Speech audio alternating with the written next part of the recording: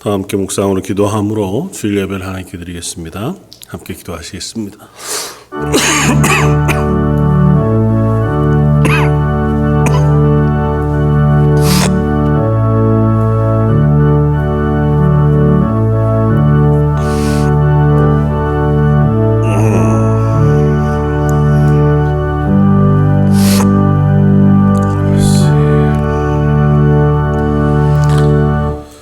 주를 찾는 자는 다 주 안에서 즐거워하고 기뻐하게 하시며 주의 구원을 사랑하는 자는 항상 말하기를 여호와는 위대하시다 하게 하소서. 나는 가난하고 궁핍하오나 주께서는 나를 생각하시오니 주는 나의 도움이시요 나를 건지시는 이시라. 나의 하나님이여 지체하지 마소서. 가난한 자를 보살피는 자에게 복이 있으며 재앙의 날에 여호와께서 그를 건지시리로다. 아멘. 우리의 예배를 받으시오며 우리의 연약한 것들을 돌아보시고 우리의 약하고 부족한 것들을 고치시며 또 채우시기를 기뻐하시는 하나님, 오늘도 하나님 앞에 나와서 예배하며 하나님 은혜를 구합니다. 각 처소에서 또 각자의 상황 속에서 하나님을 향하여 드리는 예배를 받아주시고 저의 마음을 헤아려 주심, 저희가 은혜의 풍성한 것으로 덧입혀 주옵소서. 예배의 시종을 주님께 의탁하옵고 모든 말씀 예수님 이름으로 기도드립니다. 아멘. 선왕하사 천지를 만드신 하나님 아버지를 내가 믿사오며 교회 아들 우리 주 예수 그리스도를 믿사오니 이는 성령으로 잉태하사 동정녀 마리아에게 나시고 본디오 빌라도에게 고난을 받으사 십자가에 못 박혀 죽으시고 장사한 지 사흘 만에 죽은 자 가운데서 다시 살아나시며 하늘에 오르사 전능하신 하나님 우편에 앉아 계시다가 저희로서 산 자와 죽은 자를 심판하러 오시리라. 성령을 믿사오며 거룩한 공회와 성도가 서로 교통하는 것과 죄를 사하여 주시는 것과 몸이 다시 사는 것과 영원히 사는 것을 믿사옵나이다. 아멘. 찬송가 70장을 함께 찬양하시겠습니다.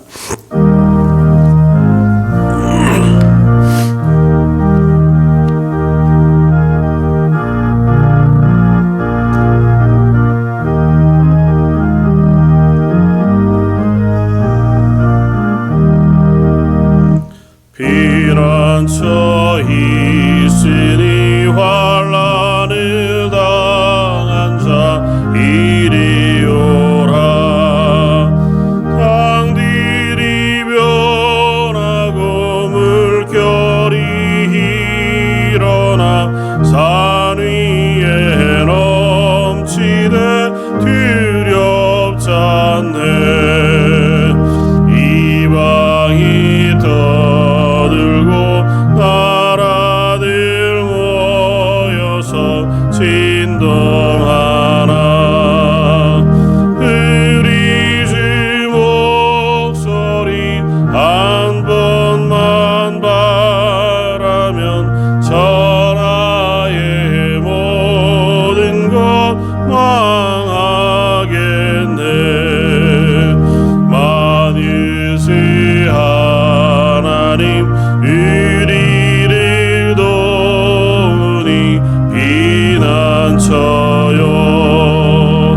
세상의 난리를 그치게 하시니 세상의 창검이 쉴 데 없네.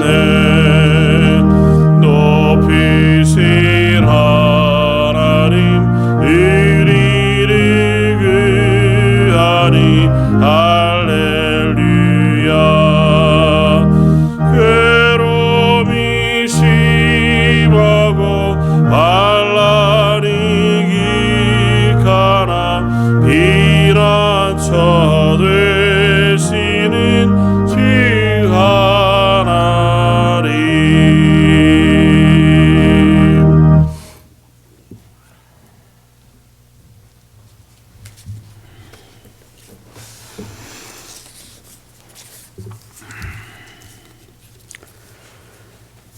하나님의 은혜로 하나님의 자녀된 자들 5월 마지막 주일 하나님을 예배합니다. 찬양합니다. 여전히 코로나19로 인하여 하나님의 자녀들 함께 모여 예배 드리지 못하지만 비대면으로 예배와 찬양 받으시기에 합당하신 하나님께 예배를 드리며 찬양을 드립니다. 비대면이지만 마음을 다하고 힘을 다하여 드리는 예배 받으시며 영광 받으시기를 원합니다. 예배 드리는 우리는 은혜의 시간이 되기 원합니다. 말씀으로 온 우주 만물을 창조하신 능력의 창조주 하나님을 이 시간 찬양합니다. 우리에게 긍휼로 다가오신 사랑의 하나님을 찬양합니다.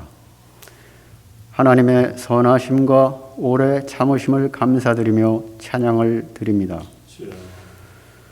우리에게 언제나 신실하시며 또한 우리의 소망이 되시는 하나님을 찬양합니다.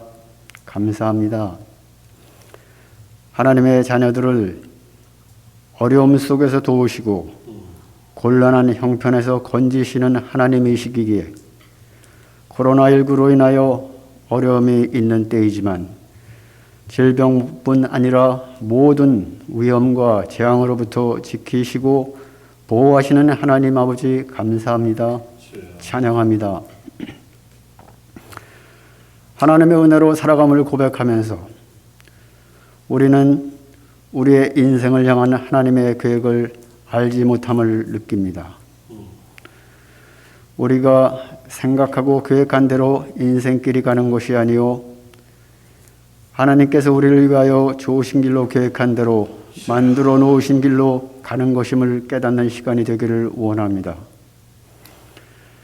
지난주에도 하나님께서 사랑하시는 딸 고 김종숙 권사님의 일을 생각해도 그렇습니다. 아무도 생각하지 않은 때에 갑자기 하나님께서 부르실 줄을 누가 알았겠습니까? 하나님 아버지, 권사님과 그의 가족을 알고 있는 많은 사람들이 놀라고 슬픈 마음이 컸는데 그 가족들은 어떠했겠습니까? 하나님 아버지, 가족들에게 특별히 이현수 장로님에게 함께 하시면서 하나님의 크신 위로와 사랑과 평강이 풍성하게 임하기를 기도합니다. 우리 모두 이러한 현실을 바라보면서 생사 화복에 대한 하나님의 주권을 인정하면서 하나님에 대한 믿음을 다시금 점검하는 시간이 되기를 원합니다. 언제일지 모르지만 반드시 우리 한 사람 한 사람을 심판대에서 하나님과 대면한다는 사실을 믿으며 살아갈 수 있도록 도와주옵소서. 그날을 생각하면서 준비하면서 살아가는 지혜를 허락하여 주시기를 원합니다. 하나님 아버지, 코비드19로 인하여 여전히 제한적이고 어려운 시간을 보내는 이때에 모든 어르신들과 연약한 하나님의 자녀들, 어린아이들을 안전히 지켜주시기를 원하며 또 모든 백성이 구원받기를 원하시는 하나님의 마음을 알아서 복음을 전하시는 모든 선교사님들을 지켜 인도하여 주시옵소서.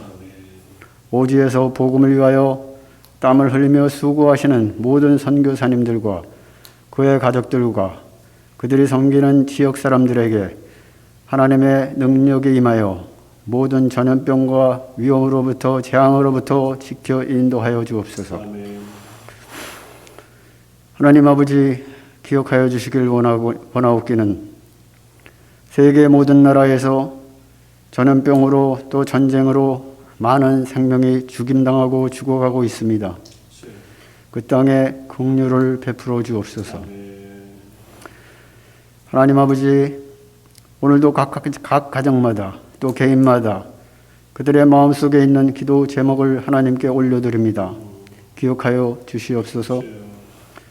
하나님께 우리의 어려움과 힘든 것들을 가지고 기도하며 간구할 때 그것을 들으시고 좋은 것으로 채워주시는 하나님을 경험해 나가면서 하나님에 대한 우리의 믿음이 단단해지고 견고하여져서 하나님께 영광 돌리는 삶이 되어줄 수 있도록 도와주시옵소서. 또한 주일학교 어린이들과 청년들, 정상적인 예배를 드리지 못하는 때이지만 하나님께서 저들에게 항상 함께하여 주셔서 하나님을 알아가는 지혜를 허락하여 주시길 원합니다. 특별히 청년들이 하나님을 적대시하는 이 세대 문화에 물들지 않고 빠져들지 않도록 하나님 항상 붙들어 주시길 원하오며 그래서 깨끗한 그릇으로 보존될 수 있도록 지켜 인도하여 주시옵소서. 하나님 아버지, 본제단을 세워나가기 위하여 수고하며 또 예배를 준비하는 모든 일꾼들을 기억하여 주시옵소서. 하나님 아버지, 하나님의 말씀이 하나님의 뜻과 마음이 담긴 하나님의 말씀이 목사님을 통해서 잘 전달되고 선포될 수 있도록 성령 하나님 역사하여 주시옵소서. 그 말씀을 듣는 성도들의 마음이 하나님께 활짝 열릴 수 있도록 도와주시며 그 말씀을 우리의 삶 속에서 반응하며 살아갈 수 있도록 도와주시옵소서. 이 모든 말씀을 우리를 구원하신 사랑이 많으신 그리스도 예수님의 이름으로 기도드립니다. 아멘.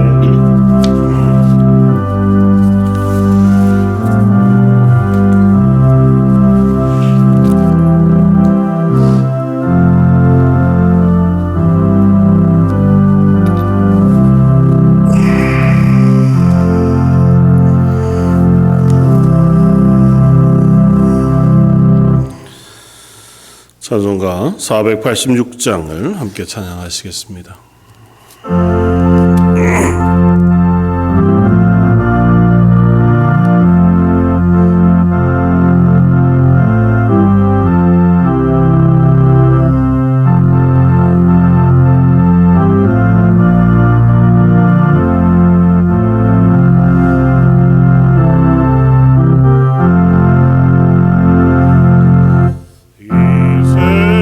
세상에 근심되는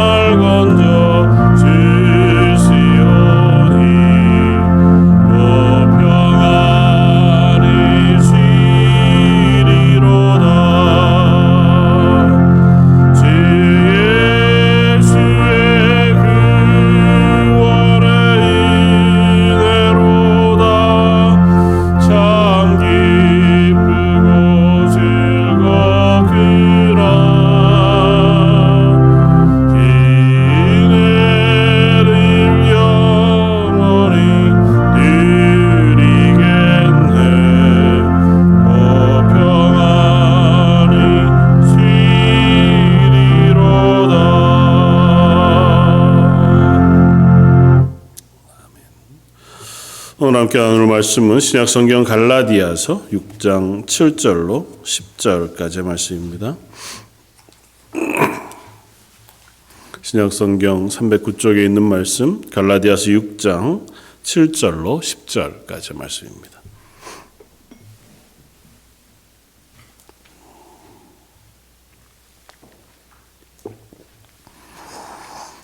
자였으면 한 목소리 같이 한번 봉독하겠습니다.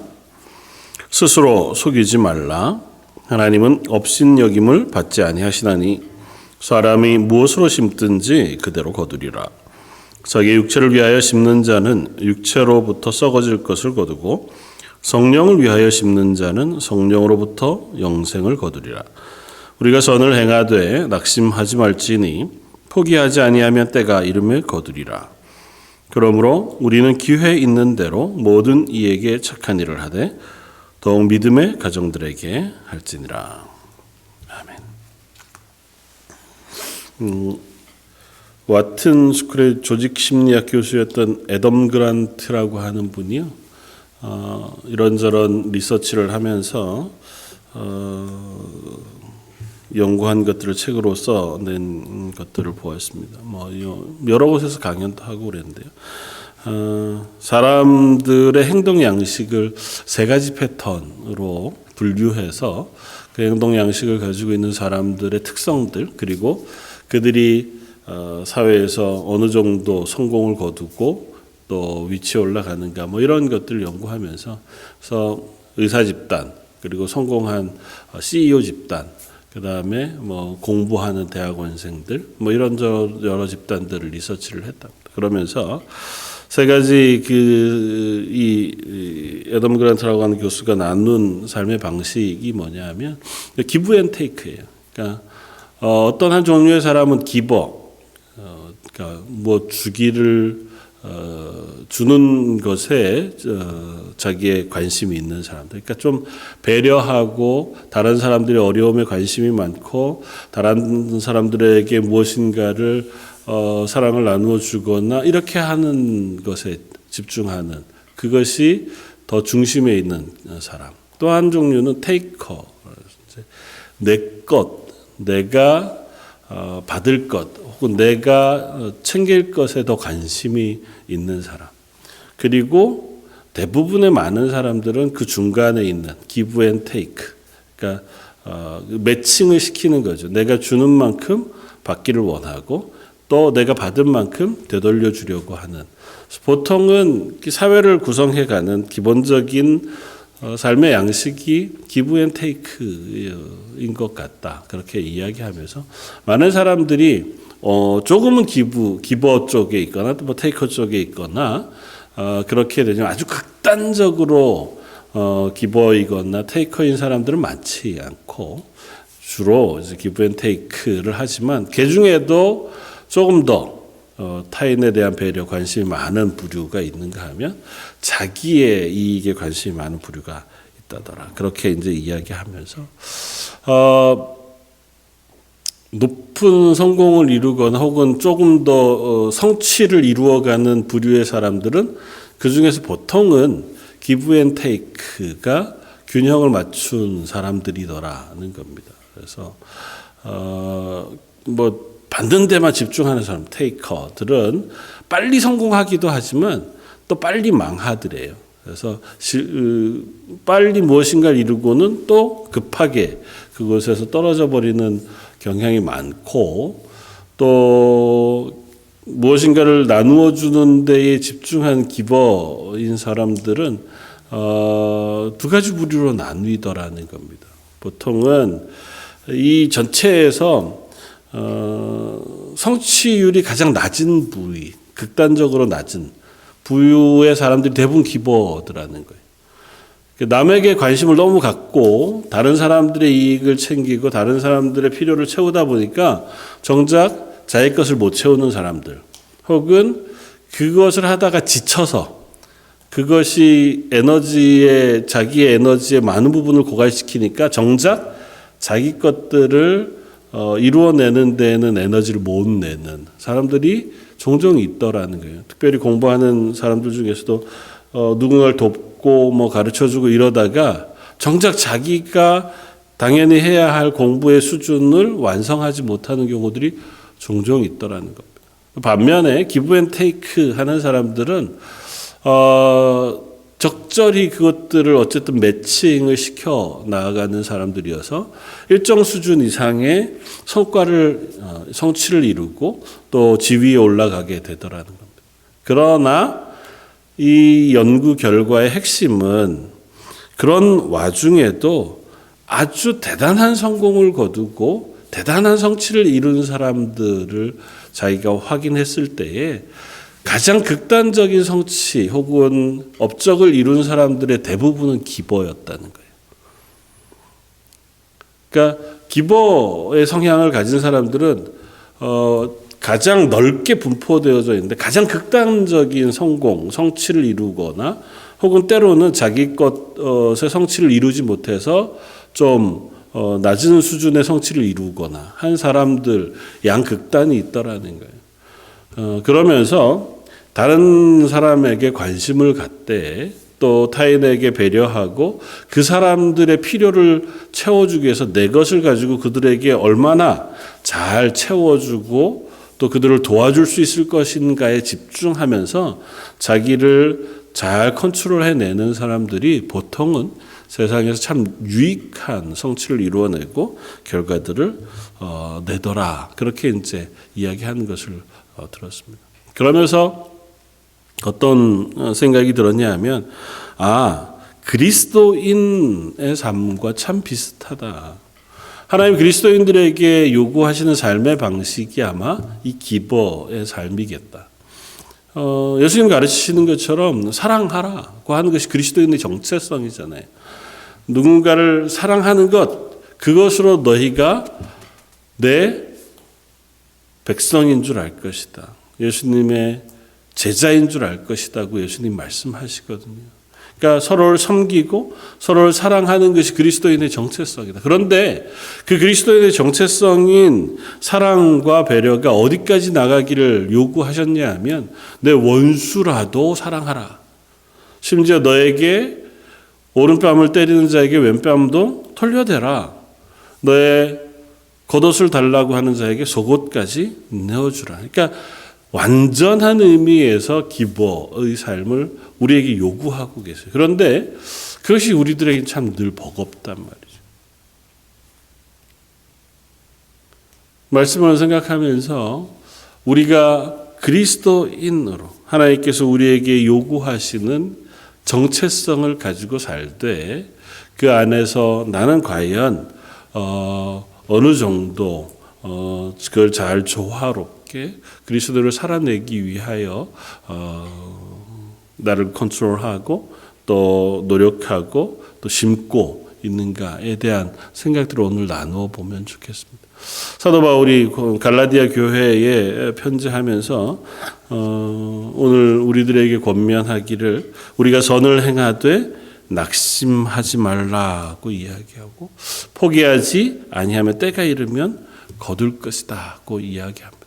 그러니까 그리스도인으로 사는 삶, 누군가를 사랑하고 또 그들에게 관심을 갖고 배려하며 살아가는 그 삶은 필경 낙심할 수 있어요. 그러나 그것 안에서 낙심하여 멈추는 것이 아니라 그럼에도 불구하고 그 길을 걸어갈 때에 반드시 우리가 무엇인가를 거두게 되어질 것이다고 하는 사실을 우리에게 이야기하고 그러면서 한 가지 전제하기를 너희가 무엇을 심든지 그대로 거둘 것이다고 이야기합니다. 한편으로는 갈라디아 교회 성도들에게도 사도 바울의 이런 권면들이 아마 좀 부담스러웠을 수 있겠다 생각이 돼요. 왜냐하면 갈라디아 교회라고 그 성도들이라고 달랐겠습니까? 그때 당시에 사는 삶 속에 서로를 섬겨라, 또 서로를 향하여 너의 것들을 내어줄 것을 이야기하고 또 지치지 말고 그 모든 것들을 행할 것을 권면하는 것이 쉽지는 않았을 겁니다. 그럼에도 불구하고 사도 바울은 교회를 향하여 권면하면서 첫 번째 그리스도의 삶은, 그리스도인의 삶은 그래서 싸움과 같다고 이야기해요. 갈라디아서를 통해서 사도 바울은 그리스도인으로서의 삶은 마치 싸움과 같다. 전투하는 것과 같다. 그리고 또 다른 한편에서는 오늘 본문에서처럼 농사하는 것과 같다. 이 두 가지의 성향을 그리스도인의 삶은 다 가지고 있다. 그러니까 그 싸움이라는 것은 주로 외부와 마귀와 싸움, 사탄과의 싸움 그렇기도 하죠. 그러나 보통은 내부, 나와의 싸움일 경우가 훨씬 더 많다는 겁니다. 그리스도인으로 살아야 하는 당위성, 하나님의 명령과 우리의 인간적인 본성, 나는 그렇게 하기 싫어하고 그것을 어려워하는 본성과의 싸움. 그것이 바로 그리스도인의 삶의 본질이라는 거죠. 그리스도인의 삶의 본질은 끊임없이 그 싸움 속에 서 있다고 하는 사실을 잊지 말아라. 그러니까 우리는 이 땅을 살아가는 한, 그리스도인으로 서려고 하는 한, 그 싸움이 끊임없이 우리 속에 있을 수밖에 없다고 하는 사실을 우리가 염두에 두어야 합니다. 나는 그리스도인이고 끊임없이 기뻐로 누군가를 사랑하고 하나님의 말씀에 순종하며 그렇게 사는데도 난 평안하다. 그러면 너무 감사하죠. 근데 그건 하나님 나라 가서나 가능할 수 있는 정도의 수준일 거예요. 완성되어진 그리스도인. 이 땅에서 살아가는 우리의 삶 속에서는 사실은 거기까지 도달하기는 참 어려워요. 그래서 이 땅을 살아가는 동안 그리스도인에게는 그것이 끊임없는 싸움이 됩니다. 육체를 하나님의 뜻에 복종시키는 싸움. 예수님이 당하셨던 40일 금식 후에 당하셨던 사탄의 시험, 그것이 바로 이 땅을 살아가는 그리스도인이 당하는 매 순간의 시험과 도전들이거든요. 그건 외부의 사탄이 우리에게 주는 것이기도 하지만 그 속에 심겨진 죄인된 우리 속에서 일어나는 끊임없는 싸움이기도 하거든요. 그러니까 우리는 이 사실을 간과하면 안 돼요. 나는 완성될 거야. 이젠 평안해질 수 있다라고 물론 조금씩은 나아지겠죠. 그러나 이제는 더 이상 그 싸움이 나한테 없을 거라고 생각하면 안 돼요. 아, 난 왜 그렇지? 오랫동안 신앙생활 했는데. 이만하면 이제는 하나님 앞에서 좀 평안하고 거룩한 삶이 익숙해야 되는데 왜 여전히 나한테는 갈등이 있고 또 그런 것이 또 버겁고 때로는 지치고 힘겨울까? 아니요. 그게 그리스도인으로 어쩌면 너무 당연한지 몰라요. 그리스도인으로 살아간다고 하는 삶은 끊임없이 그와 같은 어려움이 있는 전투와 같다. 두 번째, 그리스도인의 삶은 전투와 같기도 하지만 또 다른 한편으로는 씨를 심는 농부와 같기도 하다. 오늘 본문에서 사도 바울은 갈라디아 교회에 이렇게 이야기합니다. 사람이 무엇으로 심든지 그대로 거두리라. 사람이 무엇으로 심든지 그대로 거둘 것인데 그 심는 것이 두 가지로 나뉘어진다고 아주 극단적으로 설명하는 거죠. 육체를 위하여 심는 자는 육체로부터 썩어질 것을 거두고 성령을 위하여 심는 자는 성령으로부터 영생을 거둘 것이다. 그러니까 그리스도인은 이 두 가지, 이 땅에 사는 삶을 살아갈 때 두 가지로 나뉘어지는 농사꾼의 삶을 살게 되어질 것이다. 첫 번째는 육체를 위하여 심는 삶. 자기 육체를 위하여 심는 사람이 있고, 육체를 위하여 심는 삶이 있다. 육체를 위하여 심는다는 건 뭘까요? 이 세상의 소욕을 위하여, 내 육신의 소욕을 위하여, 육신의 만족, 이 땅의 만족, 이 땅의 쾌락, 이 땅의 즐거움을 위하여 심는 삶인 거죠. 그것을 위하여 거두는 것은 육신으로부터 썩어질 것을 거둬요. 때로는 쾌락을 얻을 수 있습니다. 이 땅에 부를 얻을 수도 있을지 모르고 이 땅의 것들을 또한 얻을 수 있을지도 모릅니다. 그러나 그것은 썩어지고 말 것이에요. 조금 확장해서 이야기하면 육체를 위하여 심는다고 하는 의미는 조금은 기브 앤 테이커 중에서 테이커에 가까운 삶일 수 있어요. 내게 이득이 될 것을 위하여 무엇인가를 줄 수 있는 사람. 그러니까 내가 최소한 내가 얻을 게 있어야 무엇인가를 주려고 하는 삶. 그 기본적인 우리의 삶의 방식이잖아요. 내가 노력한 만큼 이득을 얻어야 되고, 조금 더 이게 악해지면 테이커가 아니라 페이커가 되죠. 누군가를 속여서 내 것을 얻으려고 하는. 그러니까 내가 너에게 무엇인가를 줄 수 있을 것처럼, 나는 너에게 유익이 되는 사람인 것처럼 가장해서 그로부터 이득을 뺏어내서 내게 부를 채우는, 어쩌면 세상은 그걸 잘하는 사람들이 부자가 되는 삶이기도 한지 모릅니다. 그러나 그것으로 심는 자는 얻어지는 결과도 역시 그것으로부터 썩어질 것을 거둘 수 있을 따름이에요. 그것으로부터 얻어지는 것은 이 땅에 썩어질 것에 불과해요. 재화거나 쾌락이거나 죄악이거나 혹은 이 땅에 탐욕으로 채워지는 것을 얻을 수 있을 따름이에요. 자기 이익을 찾는 사람들은 당장은 이익으로 성공할 수 있을지 모릅니다. 그러나 좀 아까 그 학자가 이야기했던 것처럼 그렇게 탐한 자들은 빨리 성공했다가 빨리 망하고 말더라. 왜냐하면 타인의 이익에 대하여 전혀 관심이 없는 사람이기 때문에 그 관계 속에서 생존해내기가 참 어렵더라고요. 그래서 사도 바울은 권면합니다. 너희는 성령을 위하여 심는 자가 되라. 오늘 8절에 또한 무리 위에 그리스도인은 성령을 위하여 심는 자는 성령으로부터 영생을 거둘 것이다 고 말씀합니다. 성령을 위하여 심는다는 건 뭘까요? 성령을 위하여 심는다는 건 다른 게 아니고 성령의 열매를 심는 사람들, 성령이 허락하시는, 성령이 기대하시는 열매를 우리가 성령의 인도를 따라 우리의 삶에 심는 사람들인 거죠.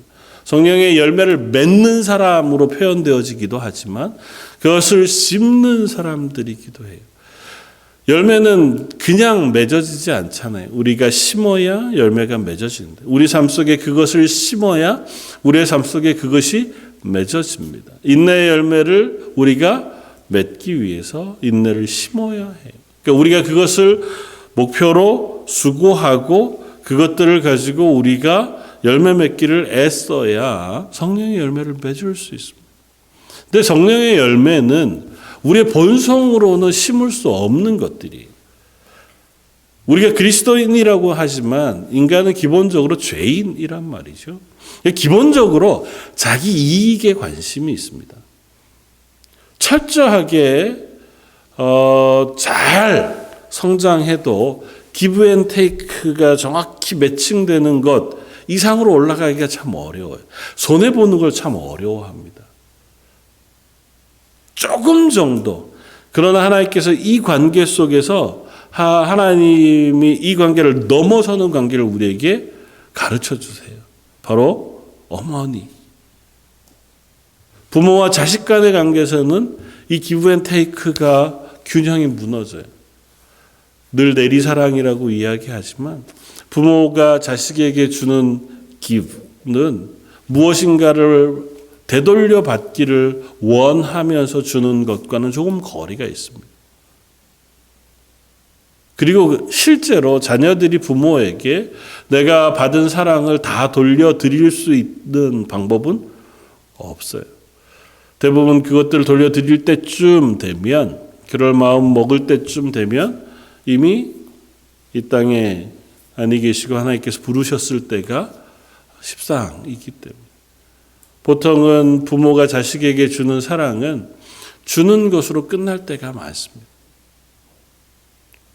철저한 기보죠. 되돌려 받을 걸 생각하지 않고 수고로이 행하는. 그리고 그것이 바로 하나님의 마음, 그리고 성령의 열매, 성령으로 통하여 우리가 심을 수 있는 열매들이에요. 그러니까 이것을 우리가 심기 위해서는 나를, 육체를 가지고 심을 수는 없단 말이에요.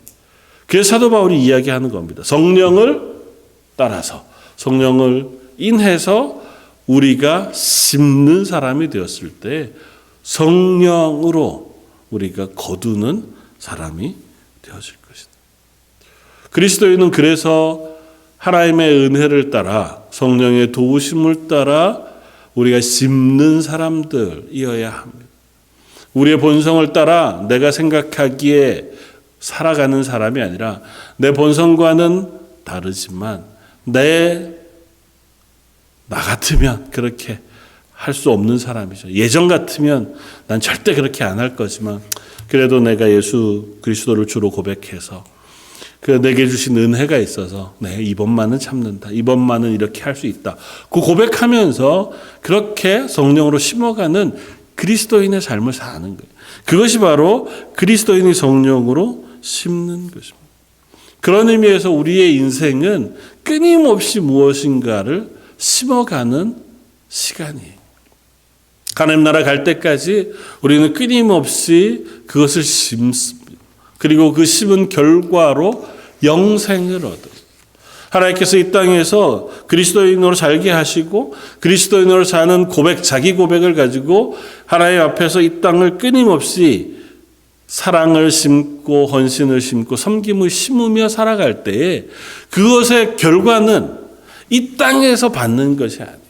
내가 저 사람을 열심히 섬겼더니 저 사람으로부터 내게 존경이 오고 혹은 그 사람으로부터 내게 주어지는 무슨 대가가 있고 물론 전혀 없지 않죠. 그러나 그것이 하나님이 우리에게 허락하시는 열매가 아니에요. 오늘 보면 성경 본문 분명히 우리에게 이야기합니다. 성령을 위하여 심는 자는 성령으로부터 뭘 얻어요? 영생을 얻으리라. 이 땅을 살아가면서 우리가 그리스도인으로 살아가는 삶으로 이 땅의 삶을 심으면 그 심는 것으로부터 반드시 우리가 영원한 생명, 하나님 나라에서의 살아가는 영원한 생명을 거두게 될 것이다. 그 하는 사실을 우리에게 이야기합니다. 그러면 한 가지 질문을 더 할 수 있습니다. 언제까지 또 얼마나 우리가 그것을 할 수 있을까? 사실은 그게 쉬운 일은 아니더라는 사실을 우리가 압니다. 우리가 그리스도인으로 교회를 섬기다가 보면 서로를 위하여 섬기고 또 서로를 사랑하고 원수까지는 아니더라도 눈을 돌려보면 위로하고 격려하고 사랑해야 할 많은 이들을 우리가 발견하거든요. 한 번, 두 번 이렇게는 할 수 있습니다. 그런데 이게 반복되어지다 보면 결론은 어디에 주로 이르게 되냐면 지친다는 거예요. 해도 끝이 없다. 그리고 심지어는 하다 보니 마음에 상처가 된다는 거예요. 나는 열심히 누군가를 섬겨줬는데 기부는 있는데 되돌려 오는 게 너무 작은 거예요. 그게 우리를 실망스럽게 하거든요. 그래서 오늘 두 번째, 오늘 본문 말씀 가운데 그 이야기를 우리에게 들려주는 겁니다. 9절, 우리가 선을 행하되 낙심하지 말지니. 하나님 앞에 우리가 그리스도인으로서의 삶을 심는 사람, 혹은 싸우며 그리스도인으로 사는 사람이. 그러나 그 삶 속에 반드시 돌이켜 얘기하면 낙심할 만한 순간이 온다는 것입니다. 우리 인간이니까요. 우리는 주면 받아야 돼요. Give and take가 기본인 사람들이에요. 내가 너에게 잘 해주었으면 내가 해준 만큼까지는 아니어도 그래도 최소한의 것들이 되돌려 오는 게 있어야 그 다음에 우리 에너지가 생겨서 또 더 할 수 있는 힘이 있어요. 그래서 어쩌면 우리는 격려와 칭찬이 필요한 사람들인지 모릅니다. 자녀들을 우리가 양육할 때에도 그렇지만 자녀들을 잘 양육하는 제일 좋은 방법은 격려와 칭찬일 경우들이 훨씬 많습니다. 이야기하잖아요. 내가 실수해도, 내가 잘못해도, 내가 혹 실패해도 괜찮다고 등 두드려주고 내 손을 붙잡아주고 기다려주는 사람이 있다면 그것만으로 다시 내 삶을 살아갈 힘과 용기가 생기게 되더라는 것이고, 대부분은 그것이 어머니의 품이거나 아버지의 따뜻한 격려일 때가 참 많더라는 거죠. 그것을 교회 안에서 그리스도인으로 이 땅을 살아가면서 우리에게 하나님 하기를 원하시는 거예요. 서로에게 그렇게 해 주어라. 그런데 그게 잘 안 돼. 부모여도 엄마여도 아빠여도 화가 나거든요. 고만 야 이렇게까지 내가 너한테 이야기하고 말해주고 또 섬겨주고 사랑해줬는데도 불구하고 바뀌지 않고 변하지 않으면 지치거든요. 때로는 혼내고 싶고 또 그만 두고 싶기도 하고 하물며 타인에게는 왜 그렇지 않겠습니까? 그것이 바로 지치는 순간이에요. 낙심할 만한 순간. 그래서 사도 바울이 이 말씀을 통해서 우리에게 권면합니다. 강력하게 권면하는 게 낙심하지 말아라. 낙심할 때가 반드시 있다. 낙심할 일이 없다면 이 일을 쓰지 않았겠죠. 그리스도인으로 살다 보면 낙심할 일이 없다. 그러면 굳이 이 권면을 일이 없죠. 근데 당연히 와요. 낙심할 수밖에 없는 상황이 올 거예요. 그러나 낙심하지 말아라. 그리스도인이 지치는 건 정상이다. 그리스도인으로 살려고 하는 한 너희가 순간순간마다 지칠 만한 순간을 만나는 것은 당연하다. 어쩌면 이것이 저와 여러분들에게 위로가 되었으면 좋겠습니다. 가끔은 내가 지치고 번아웃되고 힘겨워하는 그런 순간이 닥쳐와서 이제는 그만하고 싶고 좀 한동안 쉬고 싶고 그리스도인이 그렇게 느낀다는 건 어쩌면 당연한 일인지 모르고 습관적으로 나는 거부하고 하기 싫어요 이렇게 하는 게 아니라 정말 내가 하나님 앞에서 그리스도인으로 잘 살려고 애쓰다가 보니 이제는 참 지친다. 지칠 수 있습니다. 그게 우리의 본성을 거스르는 일이거든요. 실제로 구약의 선지자들 중에 가장 위대한 선지자였던 엘리야도 우리가 알잖아요. 갈멜산에서 바알과 아세라와 함께 싸우다가 그 싸움을 승리로 이끌었어요. 3년 6개월간 내리지 않던 비를 기도함으로 내리게 했어요.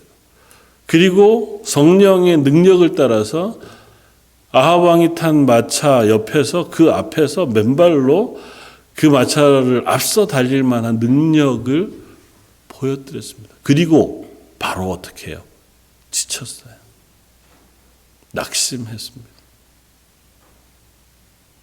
저 사막으로 가서 로뎀나무 그늘 그것에 의지해서 하나님 나 이제 이만하면 됐으니 날 데려가 주십시오. 그게 그리스도인일 수 있습니다. 엘리야도 그랬건만 우리도 그럴 수 있어요. 내가 잘 못했기 때문이 아니라 열심히 했기 때문에 지칠 수 있습니다. 때로는 내가 믿음이 약해서가 아니라 내 믿음이 있어서 신앙생활을 잘 하려고 해도 지칠 수 있습니다. 여러 가지 이유들이 있을 수 있죠. 반대와 거절이 있을 수도 있고 또 때로는 내가 하려고 하는 것에 대한 어떤 외부적인 어떤 어려움도 있을 수 있죠. 요즘 같은 상황이죠. 참 그리스도에 잘 살고 싶고 건강하고 싶은데 갑자기 코로나와 같이 천재지변이 일어나면 이도 저도 할 수 없는 상황이 돼요. 무엇인가를 헌신하고 싶어도 그렇게 할 수 없는 상황이 될 수 있습니다. 그럴 때에 우리는 어떻게 그 지침과 힘겨움을 극복할 수 있습니까? 영원히 우리의 기버가 되어주시는 하나님의 은혜 외에는 그것들을 이길 방법이 없어요. 하나님이 우리를 향하여 주시는 은혜와 사랑은 철저하게 우리에게 주시는 거예요. 하나님의 구원, 하나님의 은혜를 우리가 묵상해 보면 우리로부터 하나님이 받으실 것 그리고 그것에 합당한 것으로 주심, 그래서 give and take가 매칭되는 경우가 없어요. 우리가 하나님께 드릴 수 있는 것, 세세하게 다, 째째하게 다 확인해 보아도 아주 작은 것에 불과해요. 그저 리액션이죠. 하나님 주신 것이 너무 커 그것에 대하여 감사하는 고백에 불과합니다. 우리가 하나님의 무엇도 더해드릴 수도 채워드릴 수도 없어요. 하나님이 영광 받으시려고 하면, 찬양 받으시려고 하면 세상의 돌멩이나 나무들, 온 세상 전 우주에 있는 그 어떤 것으로도 다 받으실 수 있는 하나님이 우리를 통해서 예배 받으시고 찬양 받으시고 우리를 통해서 높임 받으시기를 원하시는 것. 하나님 부족해서가 아니잖아요. 그런 우리를 향해서 베푸시는 것은 한없이 크고 놀라우신 것이에요. 우리를 구원하시기 위하여 당신의 아들 예수 그리스도를 이 땅에 보내시고 죽기까지 우리의 죄를 다 감당케 하셔서 우리를 사랑하셨어요. 우리가 사랑할 만하지 않은 때에도, 우리가 하나님을 떠나 배반했을 때에도, 하나님을 거절하여 뒤돌아섰을 때에도 하나님 우리를 향하여 은혜 베푸시고 사랑하시기를 쉬지 않으세요. 멈추지 않으셔서 우리에게 그 사랑을 베푸시기에 우리가 그리스도인으로 지금 이 자리에 서는 거예요. 성경에서 수 없는 하나님의 심판의 이야기를 우리가 듣습니다.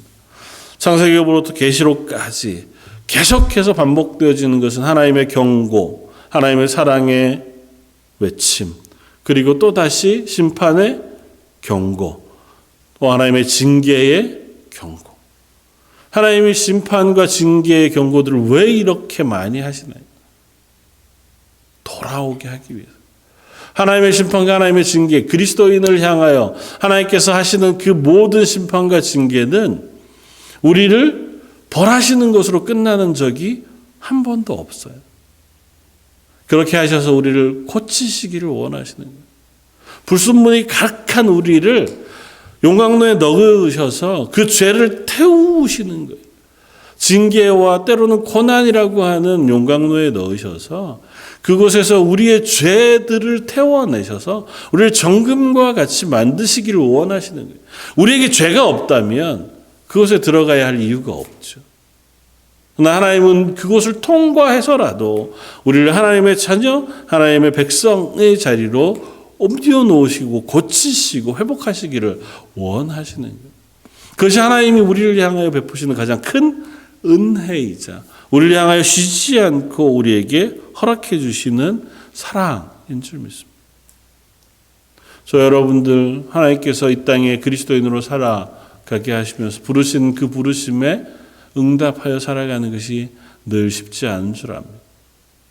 내가 적어도 하나님 이렇게 수고하면 이 정도쯤은 하나님께서 내게 은혜를 베풀어 주셔야죠. 또 다른 이들을 향하여 내가 이만큼 선한 일을 하면 그래도 거기에 대한 대가가 이 정도쯤은 있어야죠. 우리는 그렇게 생각하지만 그러나 하나님은 그것 하나님이 우리에게 허락해 주실 터이니 너희는 이 땅에서 나누어 주는 사람이 되라고 말씀하세요. 그게 청직이잖아요. 하나님은 우리의 영원한 기버가 되어주시고 우리는 세상을 향하여 그 하나님의 사랑을 나누어 주는 사람. 이 원리가 저와 여러분들 속에 깨달아지고 또 그것이 우리의 삶에 끊임없이 애써 이루어져 가는 저와 여러분들이었으면 좋겠습니다. 쉽지 않죠. 그러나 나 스스로를 돌아보며 묵상하고 또다시 나를 다잡아서 하나님의 은혜를 구하고 내가 낙심할 만할 때에 로뎀나무 아래 찾아오셔서 일어나 떡을 먹어라. 내가 가는 길을 네가 이기지 못할까 염려함이라 말씀하시는 그 위로의 말씀을 주시는 하나님을 의지해서 그 하나님과 함께 이 땅에서 그리스도인으로 살아간 저와 여러분들 되시기를 주님의 이름으로 부탁을 드립니다. 같이 한번 기도하겠습니다. 사랑과 은혜가 풍성하신 하나님, 저희가 이 땅 가운데 살아가는 매 순간순간 하나님이 우리에게 은혜 베푸시고 그 은혜를 통하 이 땅에 그리스도인으로 성령을 따라 심어 영생을 거두기를 원하시는 줄 믿습니다. 그럼에도 우리의 삶은 자주 이 땅에 육신을 따라 심기도 하고 또 우리가 살아가며 수고하는 것에 대한 대가가 우리에게 있기를 바라며 그렇게 실망하기도 하고 지치기도 하는 삶을 살아갑니다. 그러나 여전히 저희를 향하여 은혜 베푸시기를 멈추지 않으신 하나님, 우리를 향하여 사랑하시고 우리를 향해 끊임없이 그 사랑을 허락해 주시는 하나님의 은혜를 의지하여 저희 땅의 그리스도인으로 하나님의 사랑을 나누며 심는 사람 되어지기를 소원하오니 예배하는 모든 성도들에게 그와 같은 은혜와 능력을 허락하여 주옵소서. 이번 일주일도 그렇게 하나님과 동행하며 살기를 사모하오며 모든 말씀 예수님 이름으로 기도드립니다. 아멘. 찬송가 370장을 함께 찬양하시겠습니다.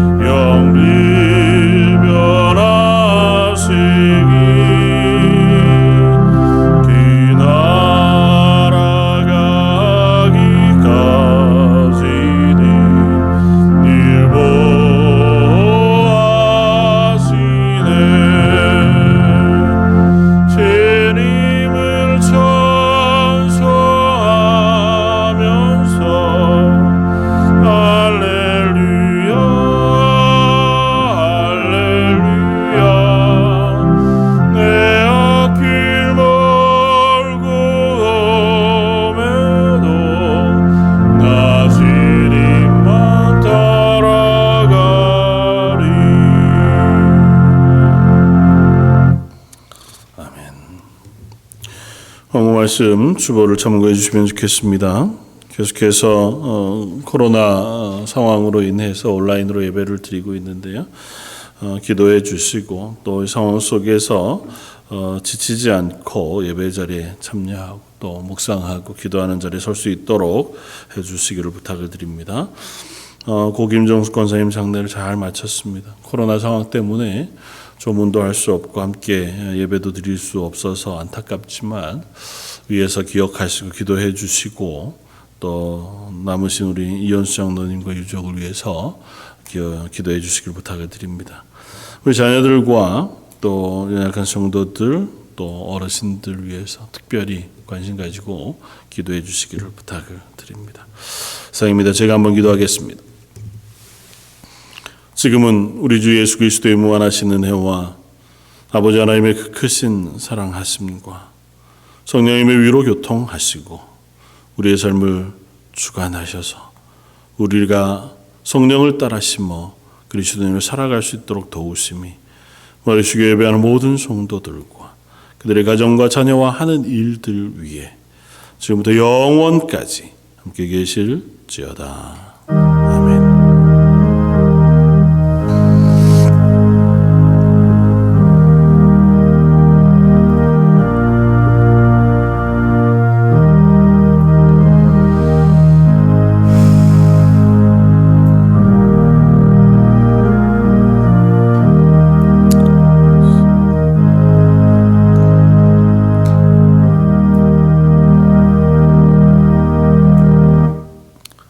이것으로 모든 예배를 마치겠습니다.